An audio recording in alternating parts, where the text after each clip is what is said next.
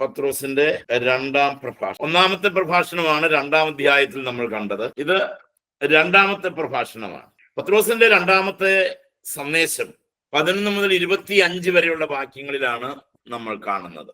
25, 26 വരെ.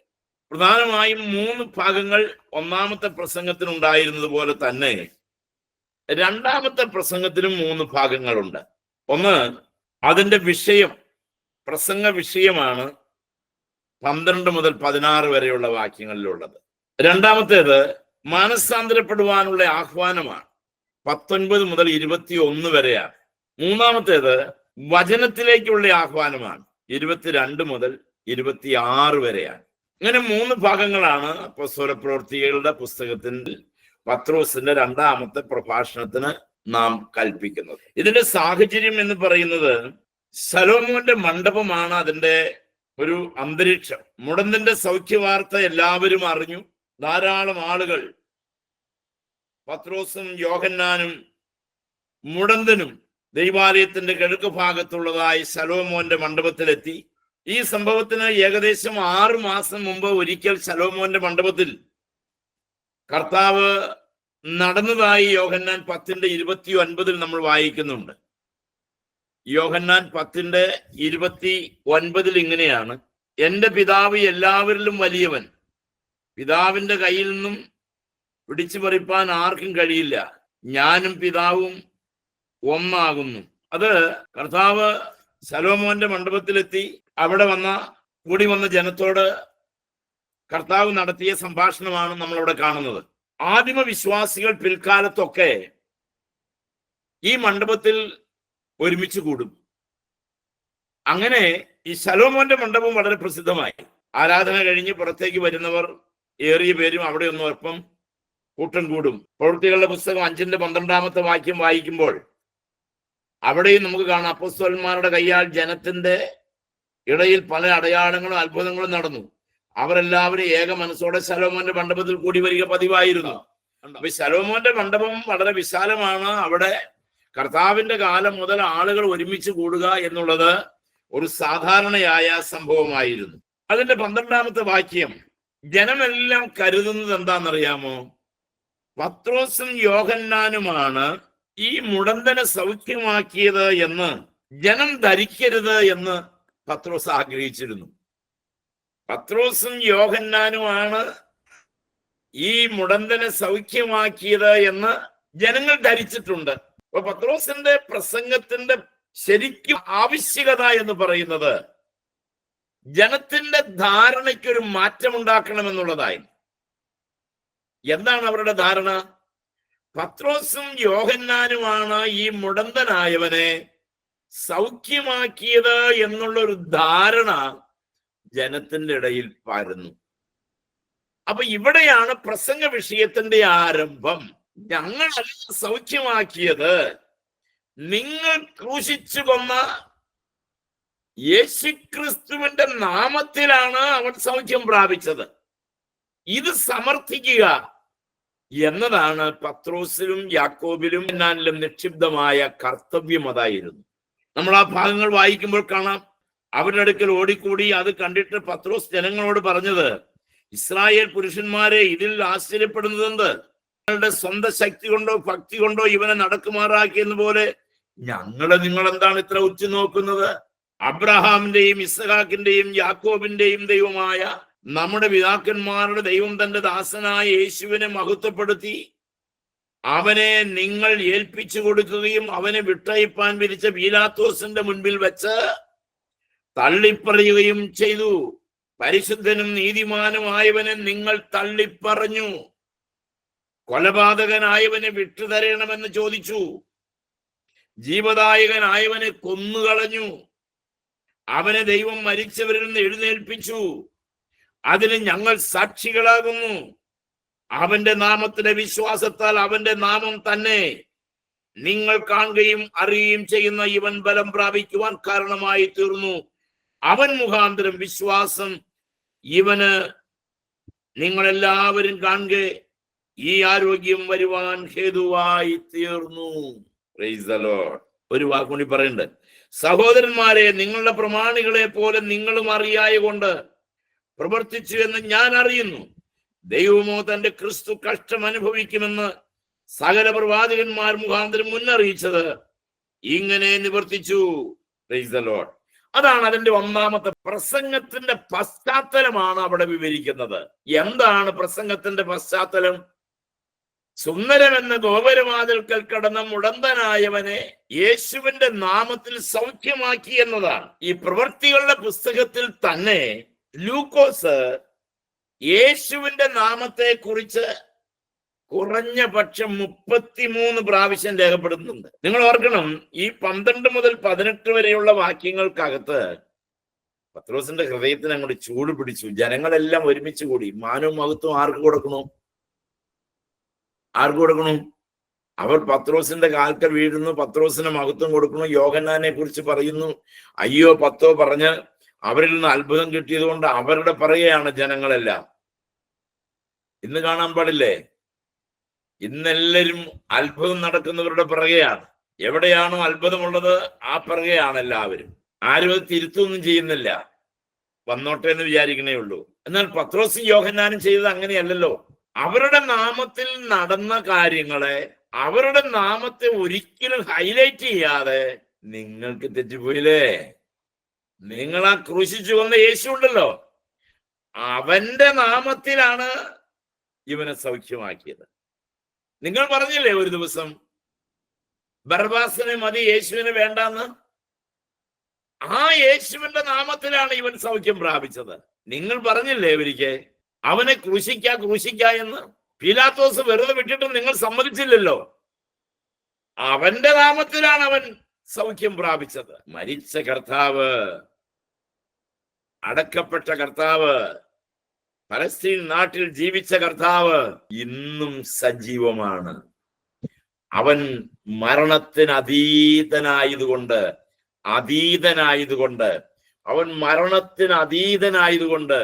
ഇന്നും നമ്മുടെ കർത്താവ് ലൈവാണ്. Price the Lord. ഇന്നും നമ്മുടെ കർത്താവ് ജീവിക്കുന്നു. ക്രൂശിലും മരണത്തിനും മുൻപ് ചെയ്ത അടയാളങ്ങളും അത്ഭുതങ്ങളും ഇന്നും ചെയ്യാൻ അവർ ശക്തനാണ് എന്നർത്ഥം. പത്രോസ് അത് തന്റെ പ്രസംഗത്തിന്റെ ഒന്നാമത്തെ പാരഗ്രാഫിൽ വളരെ ശക്തമായി വിവരിക്കുകയും ശക്തമായി ജനത്തെ പഠിപ്പിക്കുകയും ചെയ്യുകയാണ്. കർത്താവിലൂടെ ഒരു പ്രവൃത്തി നടന്നാൽ അതിന്റെ മഹത്വം ഒരിക്കലും നമ്മൾ എടുക്കരുത്. നിങ്ങൾ ഒരുപക്ഷെ ഒരു എക്സാമ്പിൾ കേട്ടിട്ടുണ്ടാകും. ലിയോണാർഡോ ഡാവിഞ്ചി ഒരു ദിവസം ലോകപ്രസിദ്ധമായ കർത്താവിന്റെ അന്ത്യത്താഴം, ലാസ്റ്റ് സപ്പർ എന്ന ചിത്രം വരച്ച് പൂർത്തീകരിച്ചു. അത് കുറ്റമറ്റതായിട്ടെല്ലാം കണ്ടു. അതിനെപ്പറ്റി ആ ചിത്രം കണ്ടവരോട് അതിൻ്റെ ഒരു വിധി പറയാനായിട്ട് ആവശ്യപ്പെട്ടു ഡാവിഞ്ചി. അവന്റെ ഒരു സ്നേഹിതൻ ഇങ്ങനെ പറഞ്ഞു, അതിവിശിഷ്ടം. നമ്മൾ സൂപ്പർ എന്ന് പറയില്ലേ, അതുപോലെ അതിവിശിഷ്ടം. അതിന്റെ കൂടെ ഇങ്ങനെ കൂടി പറഞ്ഞു, ആ മേശയിലിരിക്കുന്ന പാനപാത്രം ഉണ്ടല്ലോ, ഉഗ്രപ്രകാശമുള്ള രജത ഖരവസ്തു പോലെ, എന്ന് പറഞ്ഞാൽ ഒരു ഖരവസ്തു പോലെ, അതാണ് ആ ചിത്രത്തിൽ ഏറ്റവും മുന്നിട്ട് നിൽക്കുന്നത് എന്ന് ആ സ്നേഹിതൻ പറഞ്ഞു. അത് കേട്ട ഉടനെ ദാവഞ്ചി എന്ത് ചെയ്തെന്നറിയാമോ? യേശുക്രിസ്തുവിന്റെ രൂപം പ്രഥമമായും കാഴ്ചക്കാരുടെ കണ്ണുകളെ ആകർഷിക്കണമെന്ന് എന്നാണ് അവൻ ചിന്തിച്ചത്.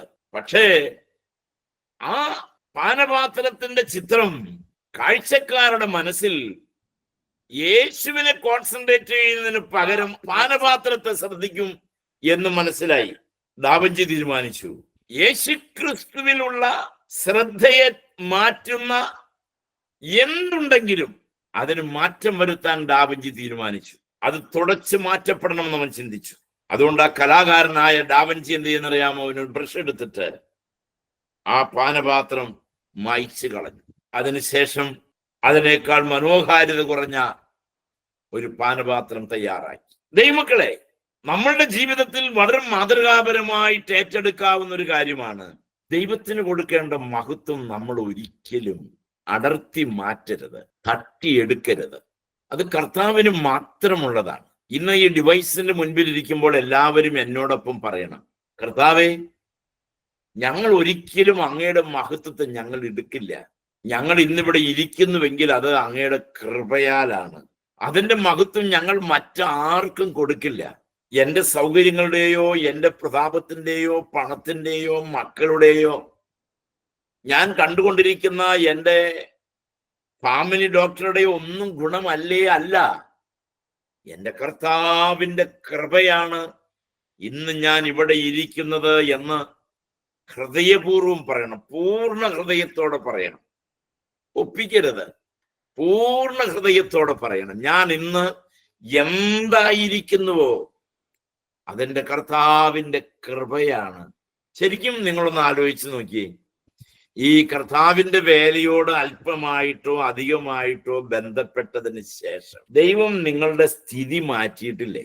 നിങ്ങളൊന്നും ഒരിക്കലും വിചാരിക്കാത്ത വഴിയിലൂടെ, നമ്മളൊക്കെ ഒരിക്കലും ആഗ്രഹിക്കാത്ത വഴിയിലൂടെ നമ്മുടെ മക്കളെ ദൈവം നടത്തുകയല്ല. ഇപ്പോ സത്യസന്ധമായി കർത്താവിനെ ശുശ്രൂഷിക്കുന്ന ഏതൊരു വ്യക്തിക്കും ശുഭകരമായൊരു ഭാവി അവരുടെ തലമുറയ്ക്ക് ദൈവം കൊടുക്കാതിരിക്കുകയില്ല. അനുഗ്രഹത്തിന് വേണ്ടി ചെയ്യേണ്ട കാര്യങ്ങൾ നമ്മൾ വളവും പൊളവും വിളവുമായിട്ട് ചെയ്താൽ, അനുഗ്രഹത്തിന് വേണ്ടി ചെയ്യേണ്ട കാര്യങ്ങൾ ശാപത്തിന് കാരണമായി തീരും. ഞാൻ ഇന്ന് രാവിലെ ഒരു മെസ്സേജിന് വേണ്ടി തയ്യാറായപ്പോ ഒരു വാക്യം തപ്പിച്ചെന്ന് കിട്ടിയതാ. അനുഗ്രഹം പ്രാപിക്കേണ്ട, അനുഗ്രഹം ലഭിക്കേണ്ട ശുശ്രൂഷ നാം അലസതയോടെ ചെയ്താൽ അതിൽ നിന്ന് കിട്ടുന്നത് അനുഗ്രഹമല്ല, ശാപമാണ്. യിരെമ്യാവ് 48:10. കർത്താവിന്റെ വേല ഉദാസീനതയോടെ ചെയ്യുന്നവൻ ശപിക്കപ്പെട്ടവൻ എന്നാണ്. ശരിക്കും നമ്മൾക്ക് കിട്ടേണ്ട അനുഗ്രഹങ്ങൾ ഏറെ നമ്മൾ ഈ പനിക്കുമ്പോ പറഞ്ഞ 16 ഒപ്പിക്കില്ല. അയ കൊയ കൊയ മയ എന്ന് പറഞ്ഞുകൊണ്ട് നടക്കും. അതുകൊണ്ട് എന്നാന്ന് വെച്ച് കഴിഞ്ഞാൽ നമ്മൾ കർത്താവിന് വേണ്ടി ഒരു ശുശ്രൂഷ ചെയ്ത് അതിൽ നിന്ന് കിട്ടേണ്ടതായ ആ ബ്ലെസ്സിങ് നമുക്ക് കിട്ടാതെ നമ്മുടെ കൈയുടെ ചോർപ്പയിലൂടെ താഴോട്ട് പോവുക. തിടുക്കത്തോടെ നിങ്ങൾ പെസഹ ഭക്ഷിക്കണം എന്നാ കർത്താവ് പറഞ്ഞത്. തിടുക്കത്തോടെ കർത്താവിന്റെ വേല ചെയ്യണം. തിടുക്കത്തോടെ കർത്താവിനെ നാം സേവിക്കണം. Price the Lord. അപ്പോ ഇത്രയാണ് നമ്മൾ പറഞ്ഞു വന്ന കാര്യം. ഇതാണ്, എന്ത് ചെയ്താലും അതിന്റെ മുഴുവൻ ക്രെഡിറ്റും കർത്താവിന് കൊടുക്കണം. എങ്കിലും നമ്മൾ അനുഗ്രഹിക്കപ്പെടുള്ളൂ. നമ്മളെ മറ്റുള്ളവർ മാനിക്കാൻ വേണ്ടിയോ നമ്മളെ ആരെങ്കിലും പുകഴ്ത്താൻ വേണ്ടിയിട്ടോ ആരുടെയും അംഗീകാരം കിട്ടാൻ വേണ്ടിയിട്ടോ നമ്മൾ എന്ത് ചെയ്താലും നമുക്ക് ഒരിക്കലും അത് അനുഗ്രഹമായിരിക്കില്ല. അതിന് പകരം നമുക്ക് കിട്ടുന്നത് ശാപമായിരിക്കും. പത്രോസിന്റെ ഒന്നാമത്തെ പ്രസംഗത്തിന്റെ കണ്ടന്റ്, ഞങ്ങളിലൂടെ യേശുവിന്റെ നാമത്താൽ സംഭവിച്ച കാര്യത്തിന് ഒരു മഹത്വവും എനിക്ക് തരരുത് എന്നതാണ്. ഇവിടെ ഡാവിഞ്ചി ലാസ്റ്റ് സപ്പർ എന്ന ചിത്രം വരച്ചപ്പോൾ അദ്ദേഹം ചെയ്തതുപോലെ ദൈവത്തിന്റെ കർത്താവിന് മഹത്വം ശ്രദ്ധ മാറ്റുന്ന ഒന്നും ഡാവിഞ്ചിയുടെ ചിത്രത്തിൽ വേണ്ട എന്നവൻ തീരുമാനിച്ചു. നമുക്കത് ഇങ്ങനെ പറയാം, കർത്താവേ, എന്റെ ജീവിത ചിത്രത്തിൽ നിന്റെ മഹത്വം മാത്രം ഉയർന്നിരുന്നാൽ മതി. അബ്രഹാം പറഞ്ഞില്ലേ, ഈ ജാതീയ രാജാക്കന്മാരാണ് എന്നെ സമ്പന്നനാക്കിയതെന്ന് വരാതിരിക്കേണ്ടതിന് അവരുടെ ഒരു ചെരുപ്പിന്റെ വാറ് പോലും അബ്രഹാം എടുത്തില്ല. എന്റെ യഹോവയാണ് എന്നെ സമ്പന്നനാക്കിയത് എന്ന് എനിക്ക് പ്രാഗൽഭ്യത്തോടെ പറയാൻ കഴിയും. ദൈവത്തിന്റെ മഹത്വത്തിനുള്ള ഒരു സാധ്യതകളും നഷ്ടപ്പെടുത്തരുത്. Price the Lord. ഓക്കെ, 13ാമത്തെ വാക്യം നിങ്ങൾ നോക്കിയേ. അബ്രഹാമിന്റെയും ഇസ്ഹാക്കിന്റെയും യാക്കോബിന്റെയും ദൈവമായ നമ്മുടെ പിതാക്കന്മാരുടെ ദൈവം തന്റെ ദാസനായ യേശുവിനെ അവനെ നിങ്ങൾ ഏൽപ്പിച്ചു കൊടുക്കുകയും അവനെ വിട്ടയപ്പാൻ വിധിച്ച പീലാത്തോസിന്റെ മുൻപിൽ വെച്ച് തള്ളിപ്പറഞ്ഞു. യേശുവിനെ നിരാകരിച്ചു. കർത്താവിനെ നിരാകരിച്ച പാപം എത്ര ഘനതരമാണ് ദൈവമക്കളെ. യേശുവിനെ നിരാകരിക്കുന്നത് എത്ര ഘനമേറിയതാണ്. പത്രോസ് അവരെ പറഞ്ഞ് ഓർമ്മപ്പെടുത്തുകയാണ്.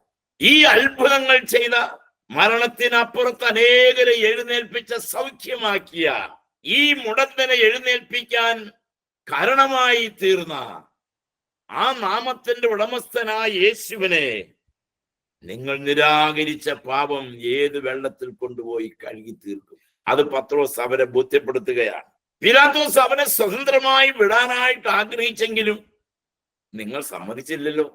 പീലാത്തോസ് അങ്ങനെ വിടാൻ ആഗ്രഹിച്ചുവെങ്കിലും നിങ്ങൾ അതിനെ അനുവദിച്ചില്ലല്ലോ. മർക്കോസിന്റെ സുവിശേഷം 15-ന്റെ 9, 10 വാക്യങ്ങളൊക്കെ വായിക്കുമ്പോൾ നമുക്ക് കാണാം. ഇവിടെ ഒരു പ്രയോഗമുണ്ട്, ദൈവത്തിന്റെ ദാസനായ, അല്ലെ, ദൈവം തന്റെ ദാസനായ യേശുവിനെ മഹത്വപ്പെടുത്തി. കേട്ടെ, ദൈവം തന്റെ ദാസനായ യേശുവിനെ. ഈ ശൈലി യെശയ്യാ പ്രവാചക പുസ്തകത്തിലെ യഹോവയുടെ ദാസനെ, അതേ പ്രയോഗമാണ് ദൈവത്തിന്റെ ദാസനായ യേശു. ഇനിയും മുൻപോട്ട് നമ്മൾ വായിച്ചു പോകുമ്പോൾ കിട്ടും ഇത്. ഈ പ്രയോഗം ഇനിയും ഉണ്ട്. 3:26 3:26 4:27 വാക്യത്തിലുണ്ട്, 4:30 വാക്യത്തിലുണ്ട്. ഇവിടെയെല്ലാം ദൈവത്തിന്റെ ദാസനായ യേശു എന്നുള്ള പ്രയോഗം നമുക്ക് ഇനിയും മുന്നോട്ട് പോകുമ്പോൾ കണ്ടെത്താനായിട്ട് സാധിക്കും. 14-ാമത്തെ വാക്യം, നീതിമാനും പരിശുദ്ധനുമായ യേശുവിനെ വിട്ടയക്കുന്നതിനേക്കാൾ കൊലപാതകനായ ബർബാസിനെ വിട്ടയക്കുന്നത് യുക്തമായിട്ടാണല്ലോ തോന്നിയത്. കള്ളനും കവർച്ചക്കാരനുമായവനെ ഞങ്ങൾക്ക് മതി, നീതിമാനും പരിശുദ്ധനുമായവനെ ഞങ്ങൾക്ക് വേണ്ട. ഈ അപരാധം എന്തൊരു അപരാധം! നീതിമാനെ ക്രൂശിക്കാനായി ഒച്ചവെച്ച നിങ്ങളുടെ പാപം എത്ര കഠിനം!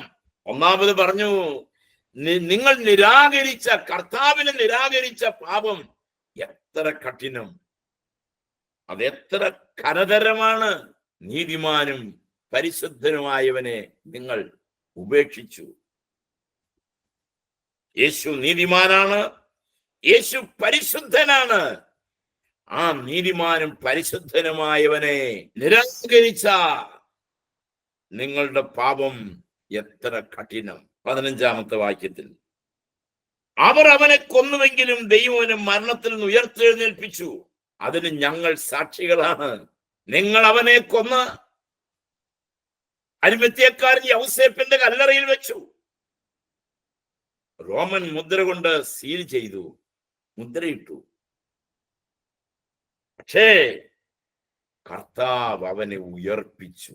പത്രോസ് ഉയർപ്പിന്റെ വക്താവായി തന്റെ 2-ാമത്തെ പ്രസംഗത്തിൽ, നിങ്ങൾ ഓർക്കണം, ഇതുവരെ പറഞ്ഞ പത്രോസിന്റെ 2-ാം പ്രസംഗത്തിലെ പ്രസംഗ വിഷയം കർത്താവിന്റെ മരണം, കർത്താവിന്റെ അടക്കം, കർത്താവിന്റെ ഉയർത്തെഴുന്നേൽപ്പ്, ഇതെല്ലാം ഉൾക്കൊള്ളുന്നതാണ് ആ പ്രസംഗം. എഴുന്നേൽപ്പിച്ചു, ഞങ്ങൾ അവനെ ദർശിച്ചു, ഞങ്ങൾ അതിന്റെ സാക്ഷികളാണ്. Price the Lord. നമ്മൾ കർത്താവിന്റെ ഉയർത്തെഴുന്നേൽപ്പിന്റെ സാക്ഷികളാണോ? എന്തുകൊണ്ട്? എങ്ങനെ നമ്മൾ സാക്ഷികളാണ്? എന്താണ് അതിന്റെ പ്രൂഫ്? യേശു ക്രിസ്തു ഉയർത്തെഴുന്നേൽപ്പിന് എന്റെ കയ്യിലുള്ള പ്രൂഫ് എന്താണ് എനിക്ക് അതിനുള്ള തെളിവ്? യേശു എന്നിൽ ജീവിക്കുന്നു എന്ന് ഞാൻ അറിയുന്നു. അത് എനിക്കറിയാം. എന്നിലുണ്ട് എന്റെ കർത്താവ്. അതാണ് അതിന്റെ തെളിവ്. ഞാനാണ് അതിന്റെ പ്രൂഫ്. അവൻ എന്റെ ഹൃദയത്തിൽ ജീവിക്കുന്നു.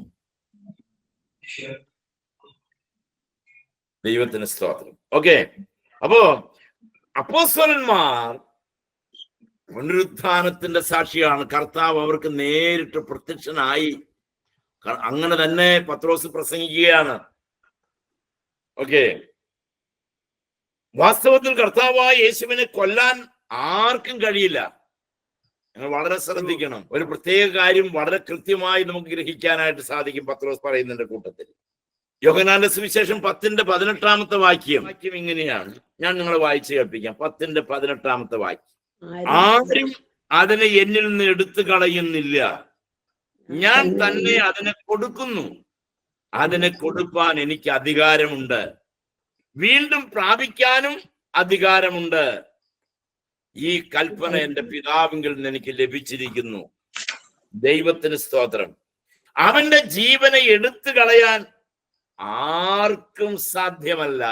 അവനെ ആരും കൊന്നതല്ല, സ്വമനസ്സ താൻ സ്വജീവനെ പിതാവിന്റെ കയ്യിൽ ഏൽപ്പിക്കുകയായിരുന്നു. അവനേറ്റ 5000-ത്തിലധികം വരുന്ന മുറിവുകളിലൂടെ രക്തം വാർന്നൊഴുകി അവന്റെ ജീവൻ പോയതല്ല. ഇന്ന് പരിക്കേറ്റ ഒരാൾ വഴിയരികിൽ കിടന്ന് രക്തം വാർന്നൊഴുകി മരിച്ചുപോയി നമ്മൾ വാർത്ത കേട്ടിട്ടുണ്ട്. നമ്മുടെ കർത്താവ് അങ്ങനെ രക്തം വാർന്ന് മരിച്ചതല്ല. അവൻ പറഞ്ഞു, എന്റെ പ്രാണനെ ഞാൻ നിന്റെ കയ്യിൽ ഏൽപ്പിക്കുന്നു. Price the Lord. മുറിവുകൾ നിമിത്തം അല്ല അവൻ മരിച്ചത്. താൻ സ്വമേധാ സ്വജീവൻ പിതാവിന്റെ കയ്യിൽ ഏൽപ്പിക്കുകയായിരുന്നു. സ്തോത്രം പറയണം കേട്ടോ. സ്വമേധാ താൻ തന്റെ ജീവനെ പിതാവിന്റെ കയ്യിൽ ഏൽപ്പിക്കുകയായിരുന്നു.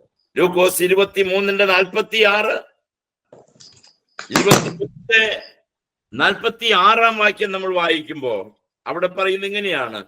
ഞാൻ വായിച്ചു കേൾപ്പിക്കാം. 23:46 വാക്യം ഇങ്ങനെ നമ്മൾ വായിക്കുന്നു. അവനെ കൊണ്ടുപോകുമ്പോൾ വയലിൽ നിന്ന് വരുന്ന ശിമോൻ എന്ന ഒരു കുറേനക്കാരനെ അവൻ പിടിച്ച് ക്രൂശിന്മേൽ യേശുവിന്റെ പിന്നാലെ നടക്കുമാറാക്കി. യേശുവിന്റെ പിന്നാലെ നടക്കുമാറാക്കി. 46 വാക്യം. 46 വാക്യത്തിൽ ഇങ്ങനെ നമ്മൾ കാണുന്നു, യേശു അത്യുച്ചത്തിൽ പിതാവേ, ഞാൻ എൻ്റെ ആത്മാവിനെ നിന്റെ കയ്യിൽ ഏൽപ്പിക്കുന്നു എന്ന് നിലവിളിച്ചു പറഞ്ഞു. പ്രാണനെ വിട്ടു. അപ്പോ കർത്താവ് തന്റെ പ്രാണനെ അവന്റെ കയ്യിൽ ഏൽപ്പിക്കുകയായിരുന്നു. തന്റെ പ്രാണനെ പിതാവിന്റെ കയ്യിൽ ഏൽപ്പിച്ചു. രക്തം വാർന്നുപോയി മരിച്ചതല്ല ദൈവമക്കളെ, അവൻ തന്റെ പ്രാണനെ അവന്റെ കയ്യിൽ ഏൽപ്പിക്കുകയായിരുന്നു. ഓക്കെ, ഇവിടെ 14-ാമത്തെ വാക്യത്തിൽ ഒരു പ്രയോഗമുണ്ട്, ജീവനായകനെ എന്നത്. ജീവനായകനെ കൊന്നുകളഞ്ഞു. പക്ഷേ ആ ജീവനായകനെ അവർ യഥാർത്ഥത്തിൽ കൊന്നതല്ല. എന്ന് പറഞ്ഞാൽ അവനെ കൊല്ലാൻ ആർക്കും കഴിയില്ല. അവൻ സർവശക്തനാണ്.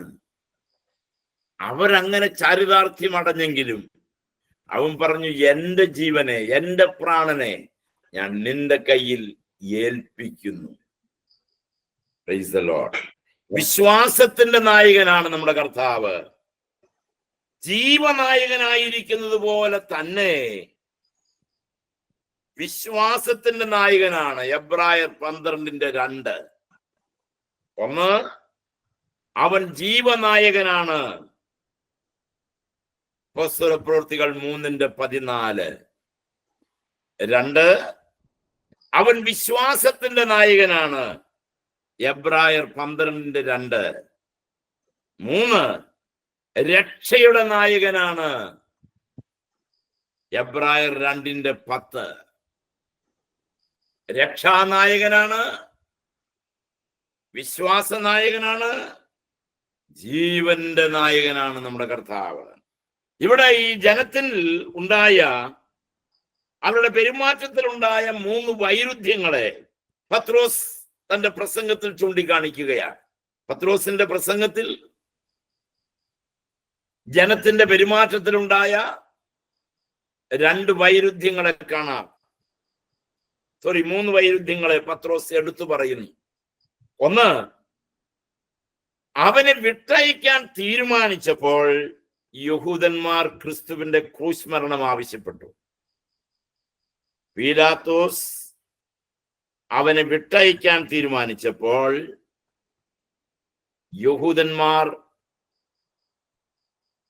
ക്രിസ്തുവിന്റെ ക്രൂശ് മരണം ആവശ്യപ്പെട്ടു. രണ്ടാമത്തേത്, പരിശുദ്ധനും നീതിമാനുമായവനെ നിരാകരിച്ചു. പരിശുദ്ധനും നീതിമാനുമായവനെ നിരാകരിച്ചു. എന്നിട്ട് കൊലപാതകനും കൊള്ളക്കാരനുമായവനെ വിട്ടയക്കണമെന്ന് ആവശ്യപ്പെട്ടു.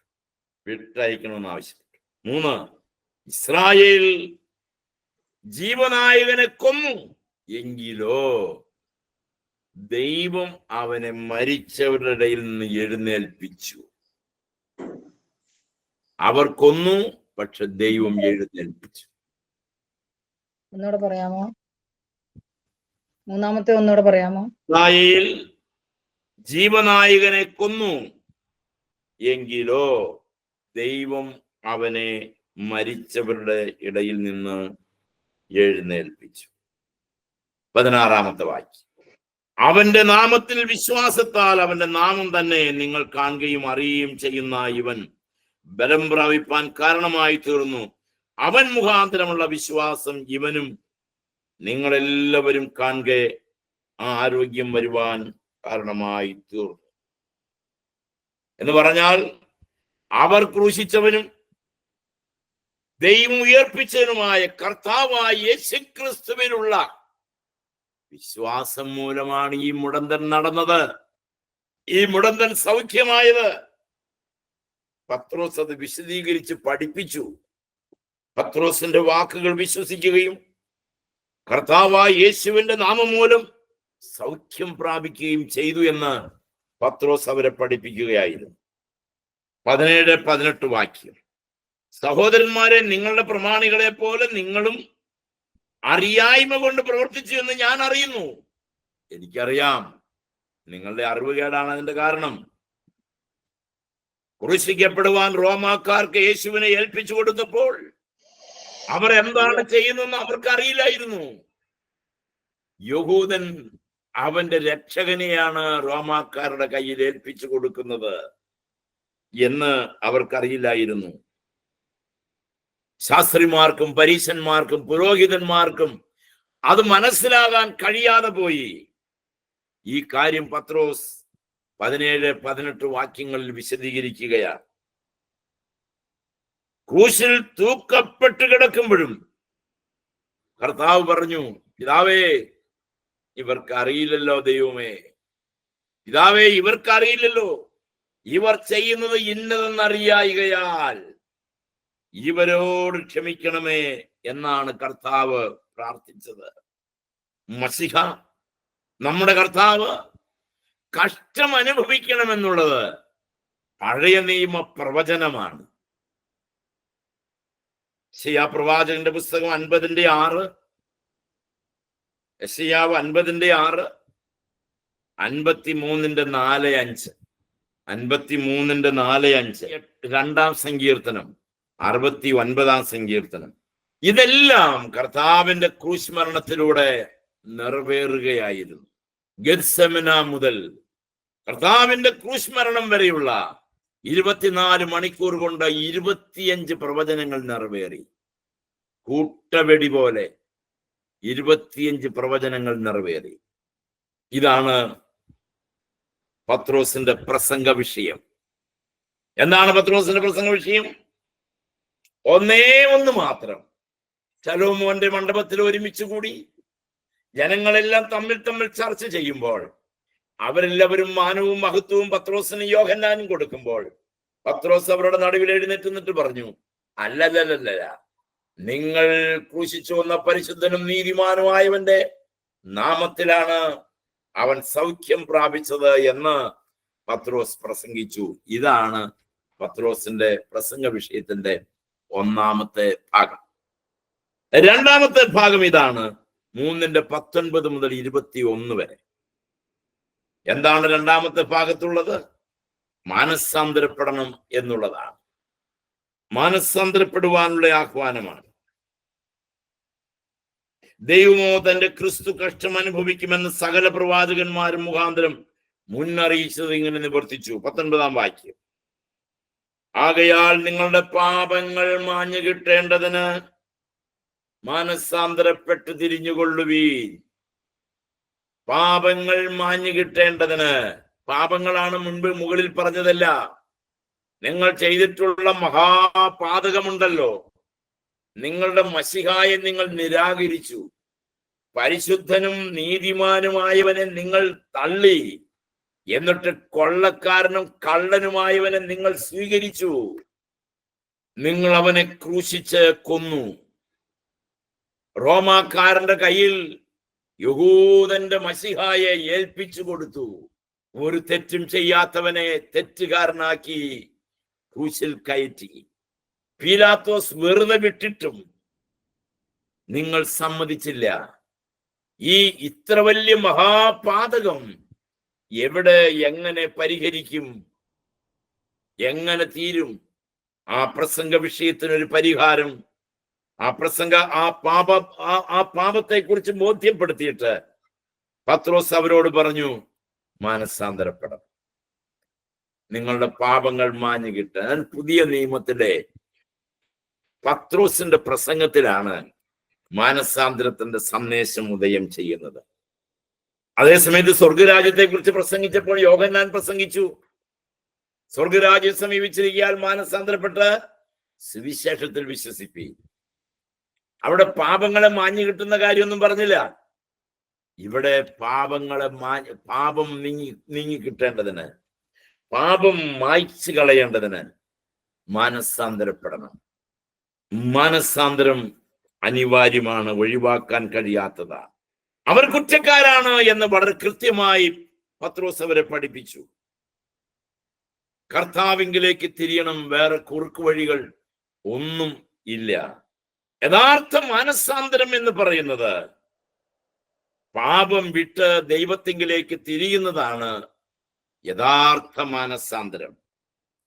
3:20 വാക്യം ഇങ്ങനെയാണ്: എന്നാൽ കർത്താവിന്റെ സന്മുഖത്ത് നിന്ന് ആശ്വാസകാലങ്ങൾ വരികയും നിങ്ങൾക്ക് മുൻ നിയമിക്കപ്പെട്ട ക്രിസ്തുവായ യേശുവിനെ അവൻ അയക്കുകയും ചെയ്യും. ഭാവിയിൽ ക്രിസ്തു മടങ്ങി വരുമ്പോൾ, ആ കാര്യം പറയണേ, ഭാവിയിൽ ക്രിസ്തു മടങ്ങി വരുമ്പോൾ യഹൂദന്മാർ ക്രിസ്തുവിങ്കിലേക്ക് തിരിയുകയും ആശ്വാസകാലങ്ങൾ അവർക്ക് ലഭിക്കുകയും ചെയ്യും എന്ന് പത്രോസ് പ്രവാചകന്റെ ആത്മാവിൽ വിളിച്ചു പറയുകയാണ്. എല്ലാ ഇസ്രായേലും രക്ഷിക്കപ്പെടണമെന്നത് ദൈവഹിതമാണ്. റോമർ 11:26. അവരുടെ ഭ്രംശം ലോകത്തിന്റെ നിരപ്പിന് 11:26 ഇങ്ങനെയാണ്: ഇസ്രായേലിന് അംശമായി കാഠിന്യം ഭവിച്ചിരിക്കുന്നു. ഇങ്ങനെ ഇസ്രായേൽ മുഴുവനും രക്ഷിക്കപ്പെടും. വിടുവിക്കുന്നവൻ സിയോനിൽ നിന്ന് വരും, അവൻ യാക്കോബിൽ നിന്ന് അഭക്തിയെ മാറ്റും. 11:26 വാക്യത്തിൽ നമ്മളെ പഠിപ്പിക്കുന്നു എല്ലാ ഇസ്രായേലും രക്ഷിക്കപ്പെടണമെന്നുള്ളത്, അവർക്കൊരു വിമോചനം ഉണ്ടാകണമെന്നുള്ളത്, അവരാരും നശിച്ചു പോകരുത് എന്നുള്ളത് പിതാവായ ദൈവത്തിന്റെ ഒരു ഭാവികാല സ്വപ്നമാണ്. കർത്താവിനെ അവർ ക്രൂശിച്ചതാണ് ശരി, എന്നാൽ അവന്റെ വരവിങ്കൽ അവർക്ക് രക്ഷ പ്രാപിക്കാൻ ദൈവം അവസരം കൊടുക്കുന്നു. ഈ രക്ഷ ഇപ്പോൾ തന്നെ നിങ്ങൾ പ്രാപിച്ചോ, അത്രയും കാലം കാത്തിരിക്കണ്ട. ഇപ്പോൾ തന്നെ നിങ്ങൾക്ക് ആ രക്ഷ പ്രാപിക്കുവാൻ തടസ്സമില്ല എന്ന് പത്രോസ് അവരെ ഉപദേശിച്ചു. ആരും നശിച്ചു പോകാതെ എല്ലാവരും രക്ഷിക്കപ്പെടണമെന്ന് വായിക്കുന്നത് 2 പത്രോസ് 3:9 വാക്യം ഞാൻ നിങ്ങളെ വായിച്ചു കേൾപ്പിക്കാം. 3:9. ചിലർ താമസം എന്ന് വിചാരിക്കുന്നത് പോലെ കർത്താവ് തന്റെ വാഗ്ദത്തം നിവർത്തിപ്പാൻ താമസിക്കുന്നില്ല. ആരും നശിച്ചു പോകാതെ എല്ലാവരും മാനസാന്തരപ്പെടുവാൻ അവൻ ഇച്ഛിച്ച് നിങ്ങളോട് ദീർഘക്ഷമ കാണിക്കുന്നതേ ഉള്ളൂ. ആരും നശിച്ചു പോകാതെ എല്ലാവരും മാനസാന്തരപ്പെടണമെന്ന് ദൈവത്തിന്റെ ആഗ്രഹമാണ്. Praise the Lord. 21 വാക്യം കൂടി പറഞ്ഞ് നമുക്ക് അവസാനിപ്പിക്കാം. 21 വാക്യം ഇങ്ങനെയാണ്: ദൈവം ലോകാരംഭം മുതൽ തന്റെ വിശുദ്ധ പ്രവാചകന്മാർ മുഖാന്തരം അരുളി ചെയ്തത് ഒക്കെയും യഥാസ്ഥാനത്താകുന്ന കാലം വരുവോളം സ്വർഗം അവനെ കൈക്കൊള്ളേണ്ടതാകുന്നു. പാപം പ്രവേശിക്കുന്നതിന് മുമ്പ് എങ്ങനെയായിരുന്നോ ഈ ലോകം, ആ അവസ്ഥയിലേക്ക് പുനഃസ്ഥാപിക്കപ്പെടണം. പഴയ നിയമ പ്രവാചകന്മാരിൽ കൂടെ ഈ കാര്യം പ്രവചിച്ചിട്ടുണ്ട്. യെശയ്യാവ് 9:7, 35:1, 65:20, 25. ക്രിസ്തുവിൽ വിശ്വസിക്കാത്തവർ രക്ഷിക്കപ്പെടുമെന്നല്ല ഇതിന്റെ അർത്ഥം. സഹസ്രാബ്ദ വാഴ്ചയിൽ, അതാണ് പാപം പ്രവേശിക്കുന്നതിന് മുമ്പുള്ള ലോകത്തിന്റെ അവസ്ഥ. ആദാമ്യ പ്രതീക്ഷയുടെ പുനഃസ്ഥാപനമാണ് സഹസ്രാബ്ദ വാഴ്ച. ആ അവസ്ഥയിലേക്ക് ലോകം മാറ്റപ്പെടും. ഇത് നേരത്തെ മുൻകൂട്ടി അവരോട് അറിയിച്ചു. അപ്പോ അന്ന് നിങ്ങൾക്ക് അങ്ങനെ ഒരു രക്ഷാകാലമുണ്ട്. എന്നാൽ ഇപ്പോഴേ നിങ്ങൾക്ക് രക്ഷ പ്രാപിക്കാം. ഇന്നും നിങ്ങൾക്ക് അതിന് സാധ്യതയുണ്ട്. അതിനൊരു കാര്യം ചെയ്താൽ മതി, മാനസാന്തരപ്പെടണം, കർത്താവിങ്കലേക്ക് തിരിയണം. Praise the Lord. നമുക്ക് പ്രാർത്ഥിക്കാം. ഞങ്ങളുടെ നല്ലവനായ ദൈവമേ, കരുണയുള്ള പത്രോസിന്റെ പ്രസംഗത്തിലൂടെ അവർക്ക് പാപബോധം ഉണ്ടാകുവാൻ പത്രോസിലൂടെ നീ സംസാരിച്ചു. ഞങ്ങളുടെ പ്രസംഗത്തിന് ഒരു ലക്ഷ്യമുണ്ടല്ലോ, മുൻപിലിരിക്കുന്നവർ പാപബോധമുള്ളവരായി തീരണം. ഞങ്ങൾ എന്ന് പറഞ്ഞാലും നിന്റെ വചനം പങ്കുവെച്ചാലും പാപത്തെക്കുറിച്ച് വിശദീകരിപ്പാൻ കൃപ ഞങ്ങൾക്ക് തരണം. അവർ ക്രൂശിച്ചു കൊന്ന കർത്താവിനെ ക്രൂശിച്ചു കൊന്ന അപരാധം പോലും സ്വർഗം ക്ഷമിച്ചു കൊടുക്കുവാനും നിത്യരക്ഷ കൊടുക്കുവാനും തയ്യാറായിരുന്നു. കർത്താവേ, അങ്ങ് ഞങ്ങളോട് കരുണ കാണിച്ച് ഞങ്ങളെ വിശുദ്ധിയിൽ നിന്ന് വിശുദ്ധിയിലേക്ക്, കൃപയിൽ നിന്ന് കൃപയിലേക്ക്, പ്രത്യാശയിൽ നിന്ന് പ്രത്യാശയിലേക്ക് വചനത്തിലൂടെ ഞങ്ങളെ നടത്തണമേ, ഞങ്ങളെ നയിക്കണമേ. എല്ലാവർക്കും പ്രാർത്ഥിക്കാം. ഞങ്ങളെ തന്നെ അങ്ങയുടെ കരങ്ങളിലേക്ക് സവിനയം സമർപ്പിച്ച് പ്രാർത്ഥിക്കുന്നു. നീ ഞങ്ങളോട് കരുണയാകണമേ കർത്താവേ.